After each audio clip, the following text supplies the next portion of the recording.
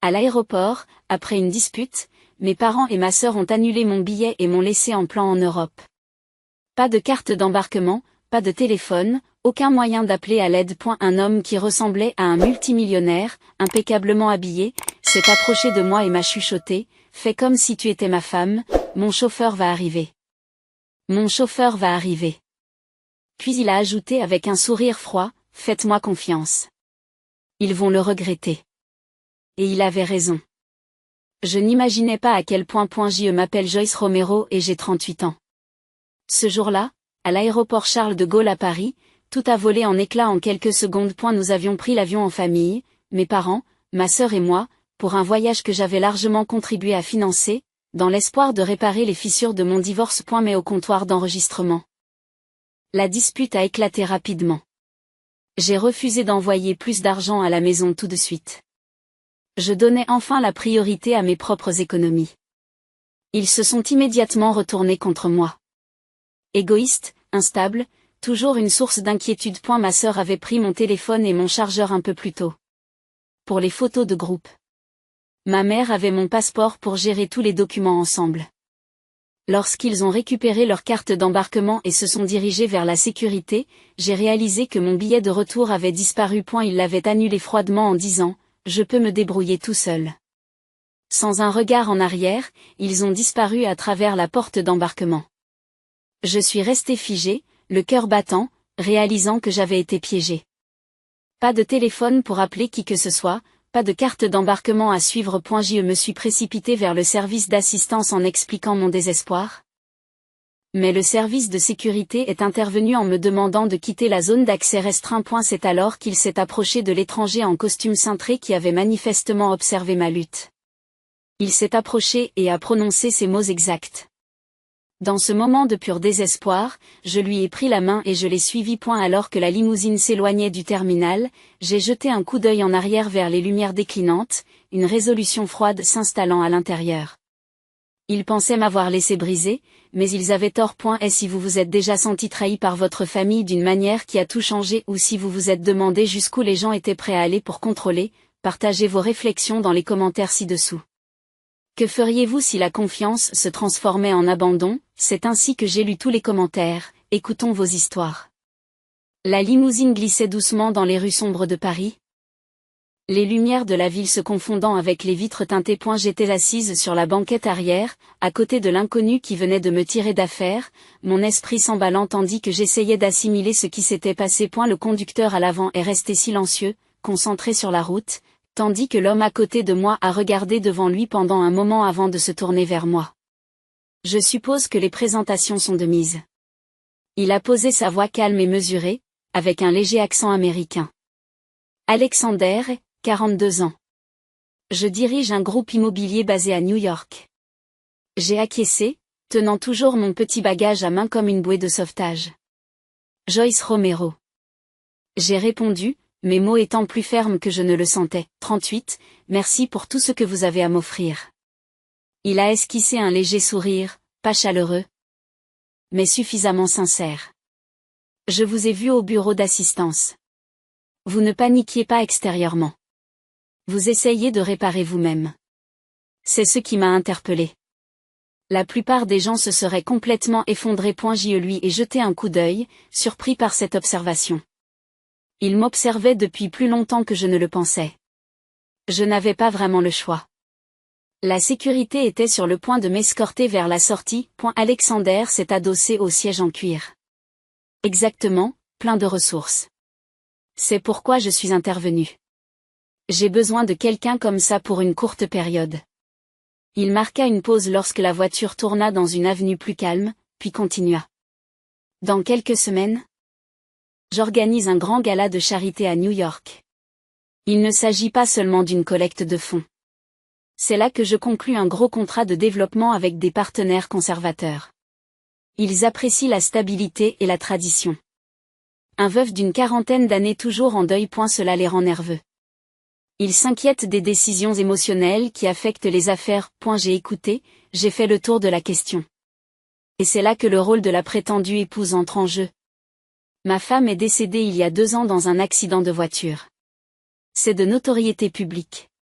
Mon jeune frère Nathan s'en est servi pour semer le doute au sein de l'entreprise, suggérant que je n'étais plus apte à diriger. Une apparence de mariage stable mettrait temporairement fin à ces doutes. La mention de la perte m'a touché de près. J'ai pensé à mon propre divorce, à la façon dont il m'avait laissé tout reconstruire seul. Je suis désolé pour votre femme. Et elle l'a reconnu d'un signe de tête, mais ne s'est pas attardée. C'est une question d'affaires. J'ai besoin d'un partenaire pour l'événement. Quelqu'un de crédible, pas une actrice qui sortirait d'un scénario. J'ai bougé sur mon siège, la réalité m'a sauté aux yeux. Et vous m'avez choisi, moi, une parfaite inconnue bloquée dans un aéroport. Vous vous êtes bien comporté sous la pression, a-t-il répété. C'est rare. Et la voiture ralentit alors que nous approchions d'un terminal privé situé à l'extérieur de l'aéroport principal. Alexander a présenté le marché de manière claire. Vous jouez le rôle pour le gala et les événements connexes.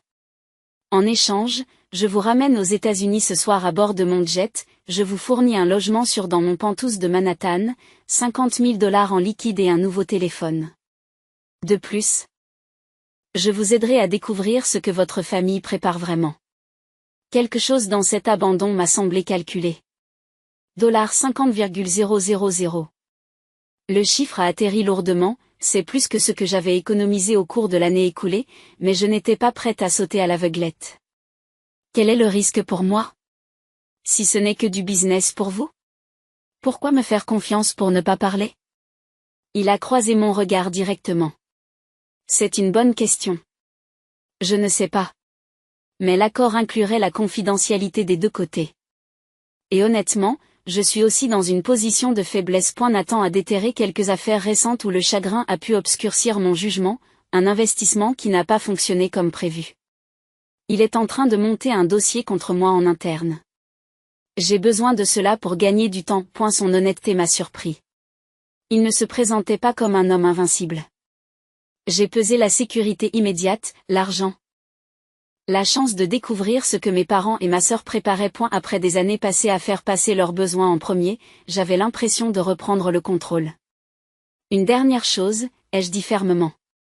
Mon identité reste protégée. Pas de vrai nom en public si possible, et j'ai le dernier mot sur les histoires que l'on raconte sur nous. Alexandre a réfléchi, puis a tendu la main. D'accord. Nous nous sommes serrés la main alors que la limousine s'arrêtait devant le hangar privé. Un jet élégant attendait sur le tarmac, les moteurs chauffant déjà. Nous sommes montés rapidement à bord, dans une cabine luxueuse mais discrète, avec des sièges luxueux et un éclairage tamisé. J'ai bouclé ma ceinture pendant que l'avion roulait, l'épuisement me frappant enfin. Alexandre travaillait sur son ordinateur portable en face de moi, laissant de l'espace. Je fermai les yeux, le ronronnement des moteurs me berçant. Pour la première fois de la journée, je n'étais pas seul en crise. Le sommeil est venu plus facilement que prévu. Lorsque le jet a atterri à New York quelques heures plus tard, le ciel s'éclaircissait avec l'aube.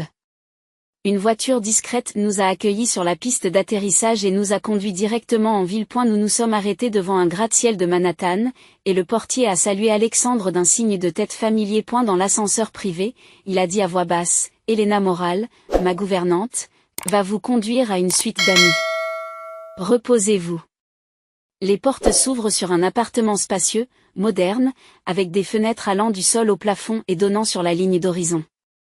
Elena, une femme chaleureuse d'une 50aine d'années, nous a accueillis avec douceur et m'a conduit dans un couloir jusqu'à une chambre magnifiquement aménagée. Alors qu'elle me laissait m'installer, je me tenais à la fenêtre, regardant la ville s'éveiller en contrebas. Fatigué au plus haut point. Mais pour la première fois depuis des heures, une étincelle de possibilité s'est allumée. J'avais fait un choix selon mes propres termes. Et la suite d'amis était un sanctuaire après le chaos, lumière douce, draps impeccables et une vue sur la ville qui rendait tout ce qui se trouvait en dessous lointain. J'ai pris une douche rapide, laissant l'eau chaude laver la crasse du voyage et du choc, puis j'ai enfilé des vêtements confortables qu'Elena avait préparés. Le nouveau téléphone qu'Alexander m'avait fourni était posé sur la table de nuit, complètement chargé et prêt à l'emploi. Je l'ai pris sans hésiter et j'ai fait défiler l'écran jusqu'au seul contact que j'avais ajouté jusqu'à présent. Diane Russell, ma cousine, qui avait toujours été plus qu'une sœur lorsque les choses étaient difficiles dans ma propre famille. Elle a répondu à la deuxième sonnerie, la voix empreinte d'inquiétude. Joyce. Oh mon Dieu, où étais-tu? Tes parents m'ont déjà appelé 3 fois. Je me suis assise sur le bord du lit, serrant le téléphone plus fort. Je suis en sécurité. À New York, en fait. Qu'ont-ils dit? Diane a hésité, puis a soupiré. Ils m'ont dit que tu avais fait une sorte de dépression à l'aéroport de Paris, que le stress du divorce avait fini par te rattraper, que tu étais paranoïaque, que tu les accusais de choses et d'autres, et que tu étais parti sans dire où tu allais. Ils disent que tu n'as pas les idées claires, que tu pourrais te blesser ou prendre de mauvaises décisions avec ton argent. Mon estomac se tordit. Ce n'est pas ce qui s'est passé. Ils ont annulé mon billet, pris mon téléphone. Je te crois. Elle m'interrompt doucement. Mais il ne s'arrête pas là. Ta mère a parlé d'une aide juridique pour te protéger de toi-même. Quelque chose à propos d'une demande de mise sous tutelle temporaire. Ils ont ciblé l'appartement que grand-mère et grand-père t'ont laissé. Celui à Manhattan. Ils ont dit que si tu étais instable, quelqu'un devait le gérer avant que tu ne fasses quelque chose d'imprudent. Les mots ont frappé comme de l'eau glacée. L'appartement était mon seul véritable héritage, un 2 pièces dans un immeuble de premier ordre valant des millions aujourd'hui, qui m'avait été spécifiquement légué parce que mes grands-parents savaient à quel point j'avais travaillé dur. Ils essaient d'en prendre le contrôle. D'après ce que j'ai entendu lorsque ton père m'a brièvement mis sur haut-parleur, oui, il rassemble des déclarations, de vieux courriels où tu te défoulais sur le stress après le divorce, peut-être des visites chez le médecin pour de l'anxiété. À New York, la mise sous tutelle n'est pas automatique, mais s'il montre des preuves d'incapacité, comme l'incapacité à gérer les affaires, un juge pourrait nommer un tuteur temporairement. Je me suis levée et j'ai fait les 100 pas dans la pièce. Au début, le doute s'est installé. Mes déboires post-divorce avaient-ils été si graves que cela? J'avais annulé des projets à la dernière minute, je m'étais parfois retiré. Mais ensuite, les choses sont devenues plus claires. Il s'agissait d'une manœuvre calculée, qui s'appuyait sur des vulnérabilités réelles pour déformer le récit. Diane, pouvez-vous me transmettre tout ce qu'ils vous ont envoyé? Des courriels? Des documents? Je m'en occupe déjà, a-t-elle dit, et mon téléphone a bourdonné de messages entrants, des captures d'écran de brouillons, une liste de préoccupations qu'ils avaient compilées. Je les ai parcourus rapidement, la colère remplaçant le doute. Il ne s'inquiétait pas pour moi. Il se positionnait en sauveur pour s'emparer des actifs. J'ai remercié Diane, promis des mises à jour et raccroché. L'appartement était calme lorsque je suis descendue, et j'ai trouvé Alexander dans un bureau moderne situé à côté du salon. En train d'examiner des documents. Il faut que je lui parle, dis-je directement en entrant. Et elle a levé les yeux, mettant de côté son travail. Tout va bien? Non. Je lui ai tendu le téléphone pour lui montrer les captures d'écran. Ma famille n'est pas seulement bouleversée, elle est en train de monter un dossier de mise sous tutelle. Ils utilisent le stress de mon divorce comme preuve de mon incapacité à gérer mes propres finances, en particulier l'héritage de l'appartement. Alexander fait défiler les documents, son expression devient sérieuse. C'est sophistiqué. À New York, ce n'est pas comme en Californie, les mises sous tutelle sont plus rares pour les adultes qui n'ont pas de problèmes cognitifs graves, mais elles sont possibles s'ils prouvent qu'il y a un risque grave pour leurs biens ou pour eux-mêmes. Il est judicieux de ne pas invoquer la disparition. Et si l'on considère qu'il s'agit d'un problème de santé mentale? Il est plus difficile de le rejeter d'emblée. J'ai acquiescé, m'appuyant sur le bureau. Nous devons contrer cela rapidement. Utilise ton avocat pour déposer quelque chose de préventif, peut-être un affidavit de compétence, ou bloque toute requête. Il n'a pas hésité. Martin Coleman, c'est le meilleur pour la protection des actifs.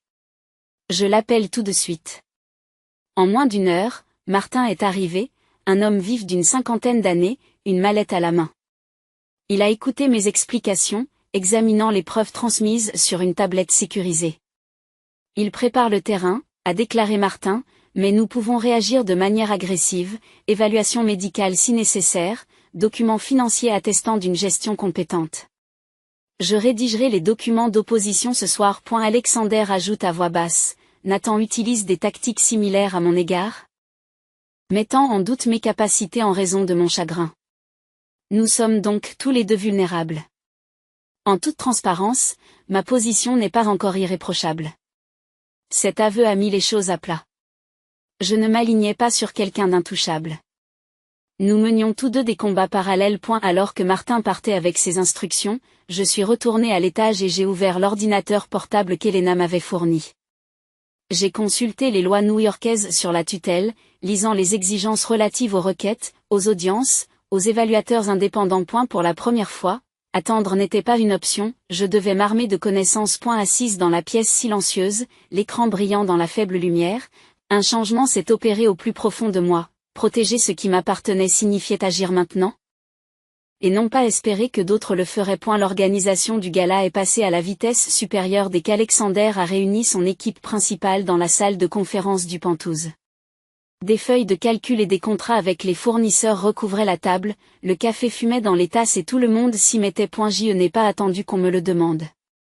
Cela vous dérange si je jette un coup d'œil au calendrier du programme ? J'ai dit, en tirant une chaise à côté de la coordinatrice principale. Elle l'a fait glisser sans poser de questions. En quelques minutes, j'ai repéré des chevauchements, 2 orateurs principaux programmés trop près l'un de l'autre, ce qui risquait d'entraîner des retards susceptibles de se répercuter sur l'ensemble de la soirée. Je lui ai fait remarquer qu'il fallait déplacer les choses et j'ai pris des notes rapides sur les ajustements à apporter. Déplacer la vente aux enchères plus tôt ? Cela dynamise la foule avant le dîner. Le coordinateur a levé un sourcil mais a acquiescé. Alexander regardait de l'autre côté de la table, sans rien dire, mais en notant clairement le changement. À la fin de cette première réunion, j'avais restructuré les places des invités pour éviter les placements gênants, en éloignant les développeurs rivaux et en regroupant les partenaires potentiels les uns près des autres pour une mise en réseau naturelle. Lorsqu'un sponsor important m'a fait part par courrier électronique de ses inquiétudes quant à un engagement total, évoquant des rumeurs d'instabilité au sein de la direction d'Alexander, j'ai demandé à consulter le fil de discussion. En lisant les échanges, j'ai rédigé une réponse sur le champ, personnalisée, reconnaissant leur longue histoire avec l'entreprise, tout en soulignant les projets à venir avec des projections solides. Envoyez-la, ai-je dit à l'équipe. Elle répond aux doutes sans être défensive. Le sponsor a répondu positivement dans les heures qui ont suivi, augmentant sa promesse de don. Alexander m'a ensuite pris à part. Tu te rends indispensable. Tant mieux, ai-je répondu, parce que je ne suis pas là pour faire joli. Il a émis un petit rire, le premier vrai que j'entendais de sa part. À partir de ce moment-là, il m'a associé à toutes ses décisions. J'ai ensuite pris en charge l'aménagement de la zone de réception, parcourant moi-même le site de l'hôtel pour cartographier les flux, m'assurant que les points d'entrée évitaient les goulets d'étranglement, plaçant les présentoirs de signature à des endroits où ils attiraient les regards dès l'arrivée. En coordination avec l'équipe d'éclairage, j'ai insisté sur les tons chauds pour l'heure du cocktail, en passant à des projecteurs plus froids pendant les discours pour garder l'énergie concentrée. Alexander s'est ouvert davantage pendant les sessions tardives. Un soir, alors qu'il passait en revue les dépassements de budget, il a avoué un récent échec en matière d'investissement, une transaction immobilière conclue trop rapidement après le décès de sa femme. Nathan, c'est la preuve que je n'ai pas les idées claires, dit-il en se frottant la tempe. Il a raison de dire que le chagrin a brouillé les pistes, mais il se trompe sur ma capacité à m'en remettre. Je me suis penché en avant.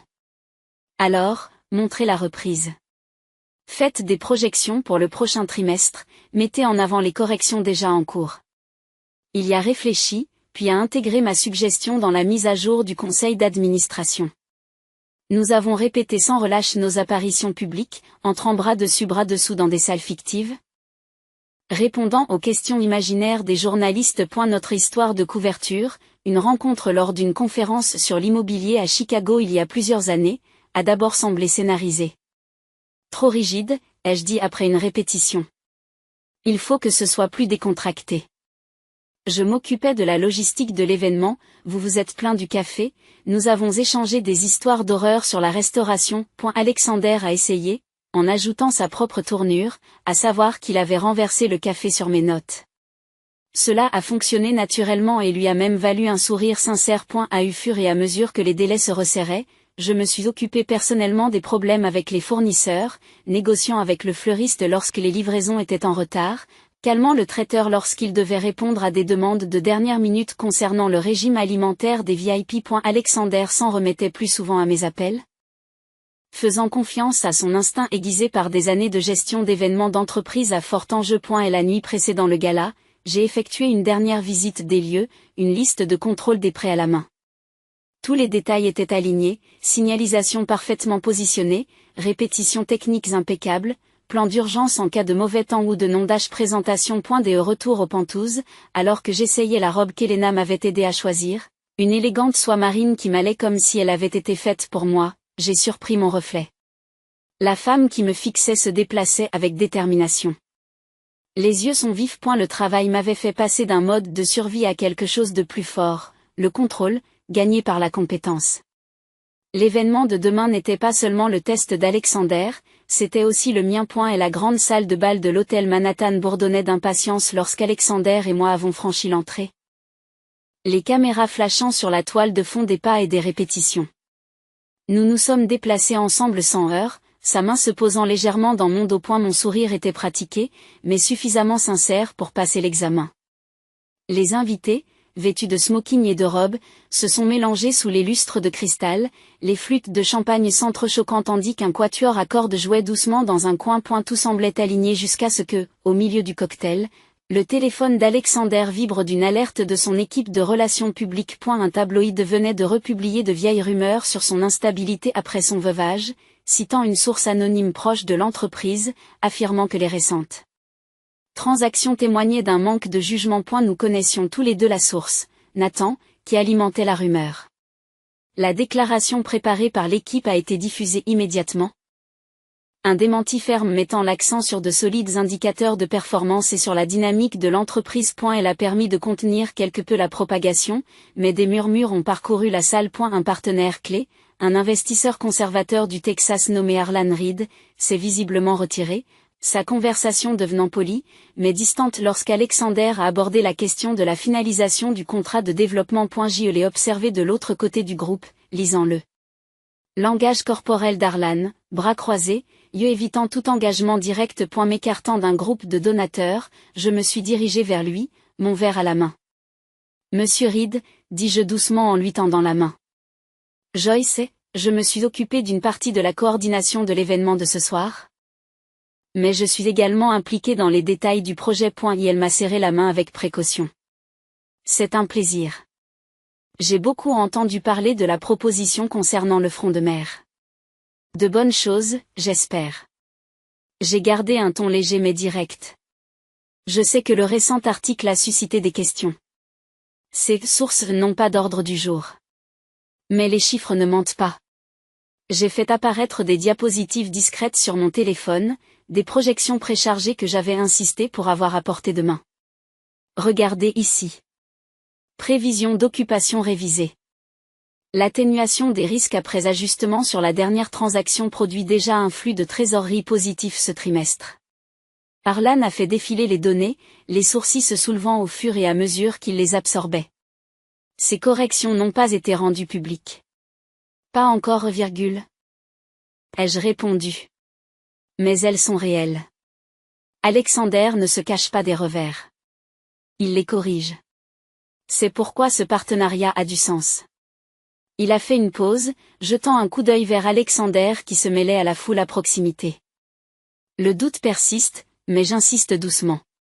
Nous avons intégré des clauses de contrôle plus strictes si cela peut apaiser les inquiétudes. À long terme, ce projet est positionné pour un rendement supérieur de 20% à celui du marché. Harlan a rendu le téléphone. C'est juste. Nous parlerons des détails après la vente aux enchères. Le reste de la soirée s'est déroulé dans de meilleures conditions, les enchères ont été animées et les discours bien accueillis. Harlan signa le contrat avant le dessert, bien qu'avec des étapes de révision supplémentaires qui resserraient légèrement les conditions. Malgré tout, la vente a été conclue, une victoire, même si elle est restée prudente. Alors que la foule s'amenuise. Alexander et moi nous glissons vers la voiture qui nous attend, les lumières de la ville défilant une fois de plus. L'escalade de cet article, dit-il à voix basse en desserrant sa cravate. Nathan l'a fait au bon moment. Ça va lui donner plus de munitions pour son costume, la preuve que le doute extérieur affecte les accords. J'ai acquiescé, regardant par la fenêtre. Le contrat a quand même été signé. Grâce à vous, a-t-il admis. Mais les dégâts persistent. J'ai besoin de quelque chose de plus fort pour contrer le récit de l'isolement et du manque de jugement. Il s'est tourné hautement vers moi. Épouse-moi sur le papier. Un contrat d'1 an. C'est une preuve indéniable de stabilité, d'une relation engagée, d'une vie partagée. Les tribunaux et les commissions respectent cela.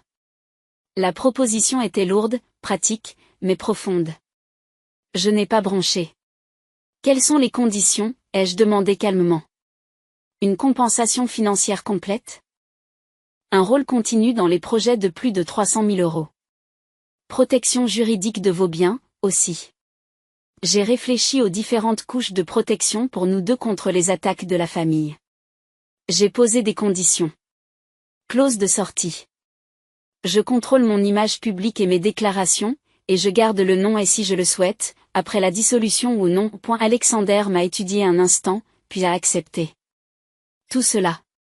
Martin peut rédiger demain. La voiture est entrée dans le garage souterrain. Quelques jours plus tard, nous avons signé le registre à l'hôtel de ville, un simple bureau éclairé par des lampes fluorescentes et doté d'un greffier.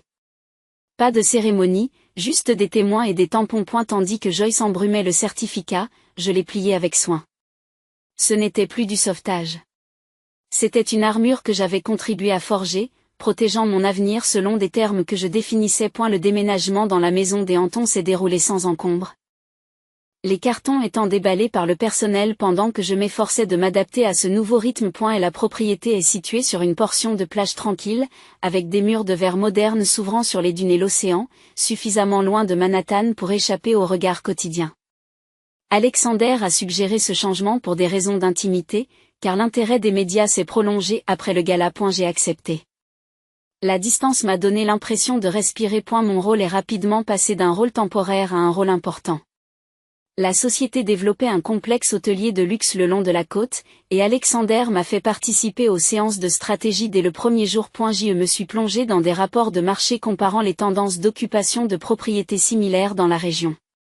Un après-midi, dans le bureau de l'entreprise qui surplombe l'eau, j'ai mis en évidence des lacunes. Les commentaires des clients des concurrents montrent une demande pour des équipements plus axés sur le bien-être, ai-je dit en faisant glisser les résumés imprimés sur le bureau. L'agrandissement du spa et les pavillons de yoga pourraient augmenter les réservations hors saison de 15%. Il a examiné mes notes, puis les a intégrées dans les révisions de l'architecte cette semaine-là.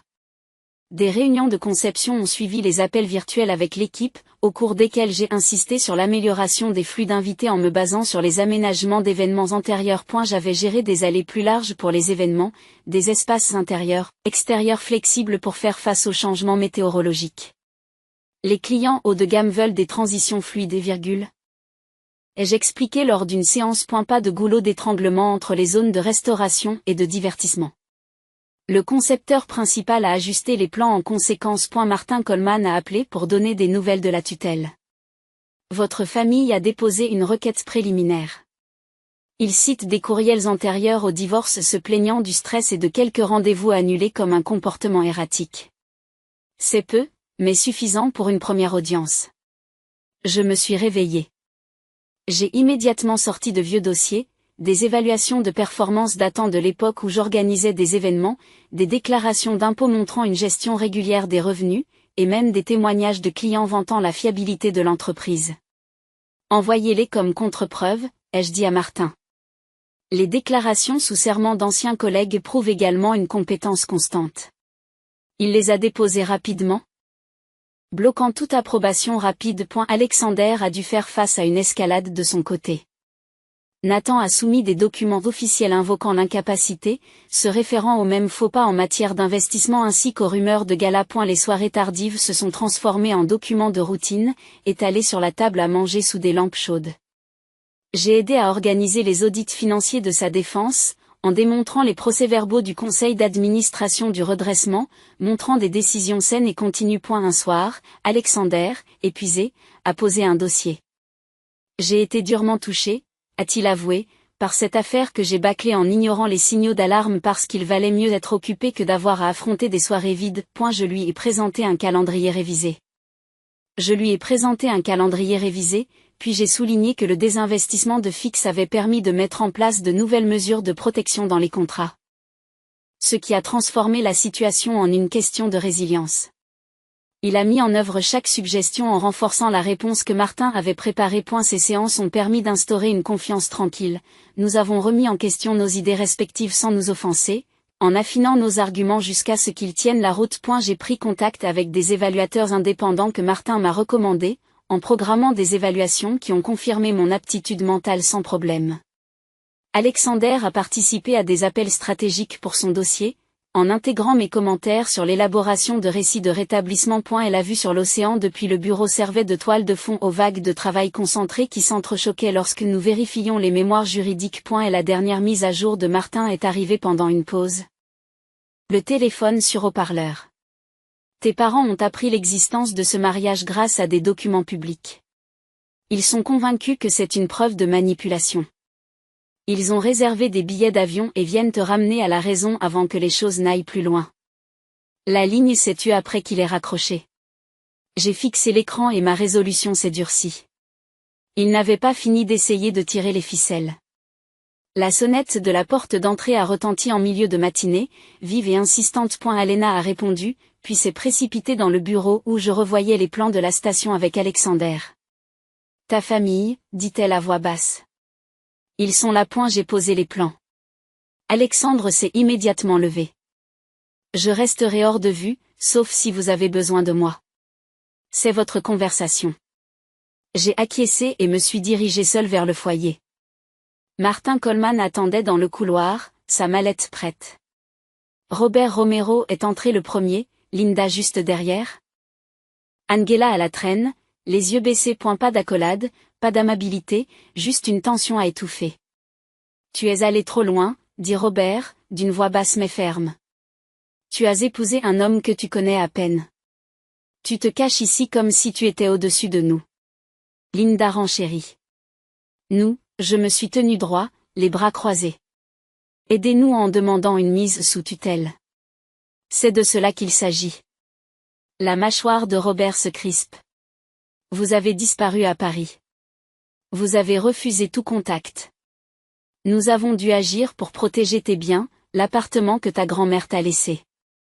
Les yeux d'Angela se sont déplacés, se sont levés puis se sont éloignés. J'ai fait un geste vers Martin. Mon avocat a le dossier complet.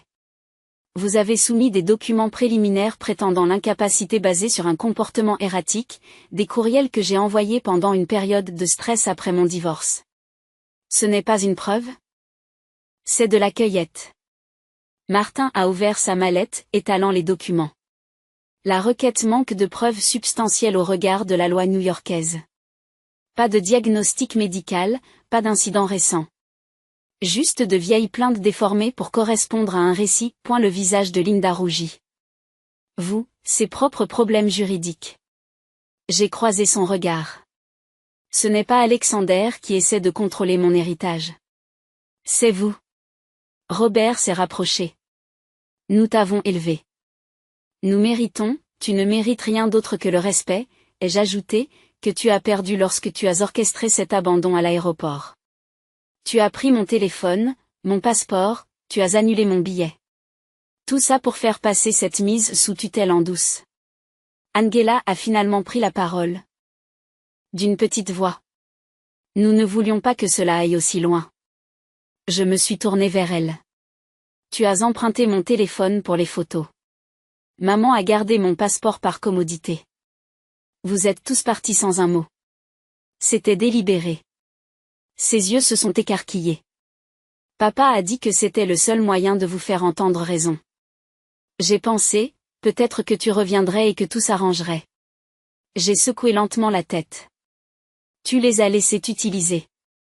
Encore une fois. Robert a essayé de m'interrompre. Ça suffit. Rentre à la maison. Nous laisserons tomber la plainte si vous nous confiez la gestion de l'appartement. J'ai sorti l'ultimatum que j'avais préparé avec Martin. Voici mon offre. Retirez immédiatement la demande de mise sous tutelle. Publiez une déclaration publique reconnaissant qu'elle n'était pas fondée. En échange, je ne poursuivrai pas les demandes reconventionnelles pour fraude, falsification ou détresse émotionnelle. Linda se moque. Vous n'oseriez pas poursuivre votre propre famille. J'ai regardé chacun d'entre eux. Essayez-moi. Angela s'est essuyé les yeux et a jeté un coup d'œil entre nous. Pendant une seconde, quelque chose a clignoté, du regret, peut-être de la compréhension. Elle a ouvert la bouche, puis l'a refermée, reculant à côté de ses parents. Robert secoue la tête. Tu n'es pas la fille que nous avons élevée. Je suis la fille que vous n'avez jamais appréciée, ai-je dit à voix basse. Ils se sont retournés pour partir, Angela hésitant devant la porte. Elle s'est retournée une fois, les yeux rougis, l'expression crue de quelque chose qui aurait pu être de la culpabilité. Puis elle les a suivis. La porte s'est refermée derrière eux. J'ai expiré, le silence était lourd. Martin a rassemblé ses papiers. Je déposerai la contre-motion aujourd'hui. Alexander est sorti du couloir. Les bras croisés. Tu t'en es parfaitement sorti. J'ai hoché la tête, la résolution s'installant profondément. Plus besoin d'attendre qu'il fasse ce qu'il faut. Nous sommes retournés dans le bureau. Je me suis assise au bureau, j'ai ouvert mon ordinateur portable et j'ai commencé à rédiger la plainte officielle pour action civile, tentative frauduleuse de prise de contrôle de biens, manipulation émotionnelle, abus de confiance. La décision me semblait définitive, nécessaire. Ils avaient choisi leur voie.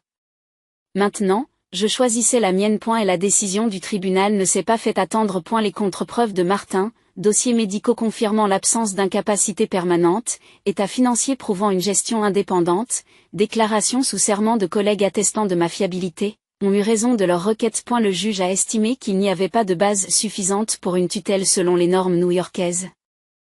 Rejetant purement et simplement l'affaire et notant que la demande semblait davantage motivée par des préoccupations d'ordre patrimonial que par un véritable bien-être. Aucune sanction n'a été imposée, mais le dossier public en dit long. Et la rumeur s'est répandue dans les anciens cercles de voisinage et parmi les connaissances mutuelles. Les invitations se sont taries.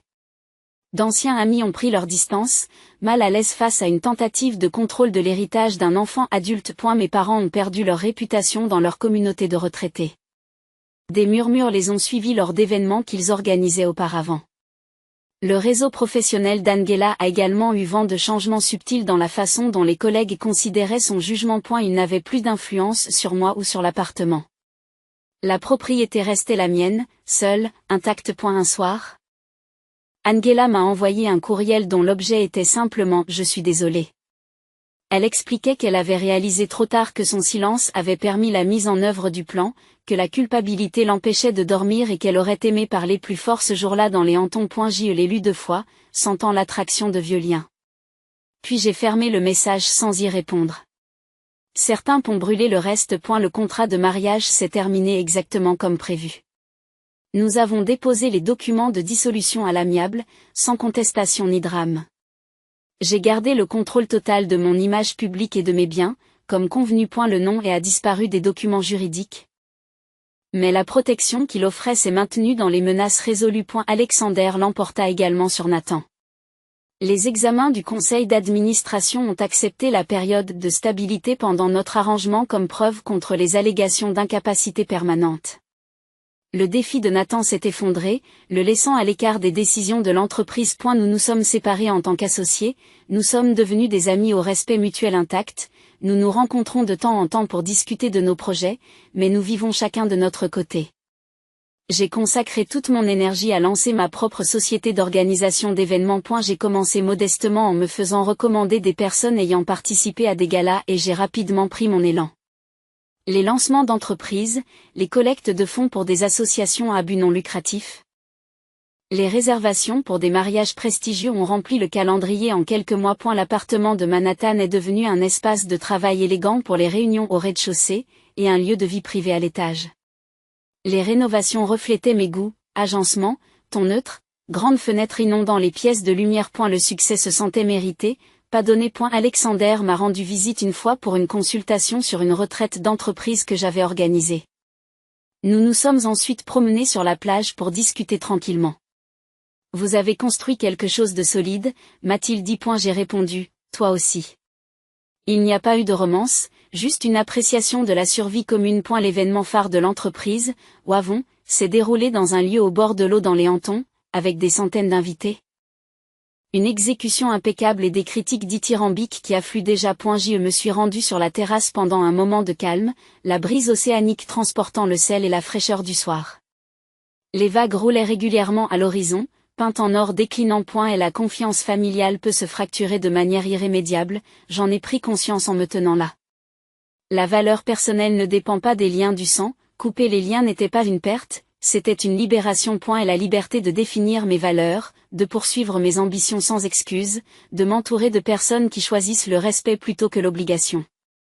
C'est cela le véritable héritage, savoir s'éloigner et se renforcer de l'autre côté. Si la trahison m'a appris quelque chose, c'est que la foi brisée de ceux qui sont les plus proches blesse profondément, mais que la guérison vient de l'intérieur. Vous n'avez pas besoin de permission pour protéger votre paix. Parfois, le fait de clore un chapitre avec force permet d'en ouvrir de meilleurs à l'avenir.